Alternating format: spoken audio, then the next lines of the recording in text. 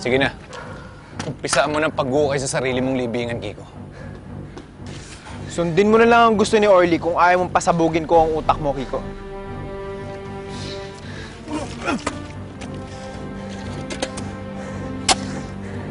Ano sa tingin mo, Orly? Makukuha mo sa Geneva sa gantong paraan? Mas lalo lang magagalit yun sa'yo. Talaga lang, ha? Sige, bakit hindi natin subukan? Bakit? Anong gagawin mo sa kanya, ha? Pagdasal mo na lang na buhay ka pa pagdating ko. Gusto mo talaga sumabog yung utak mo? Ano pa inaantay mo? Okay na!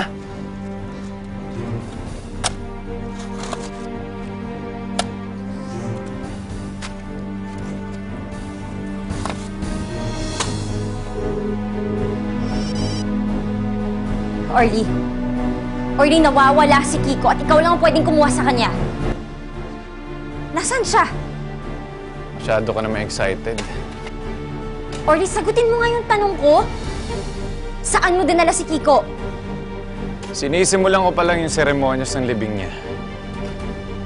Dapat pala dyan na imbitahan kita sa burol niya. Libing? Orly, anong ginawa mo sa kanya? Kung gusto mo siyang makita, bumalik ka sa akin. Oo na, sige na.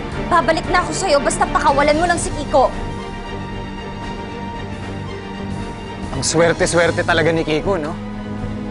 Dahil sa sobrang pagmamahal mo sa kanya, lahat gagawin mo. Samantalang sa akin, wala kang pakialam! Si Kiko ang tatay ng anak ko. Kailangan siya ni Franz. Sira ka pala eh. Ako pa rin ang asawa mo. Ha? Hirap na hirap ako makuha ang puso ko. Kaya ikaw naman ang paluluhain ko ng dugo. Magpakaalam ka na sa hangin para sa Kiko mo. Orly, maawa ka naman kay Kiko. Kailangan namin siya.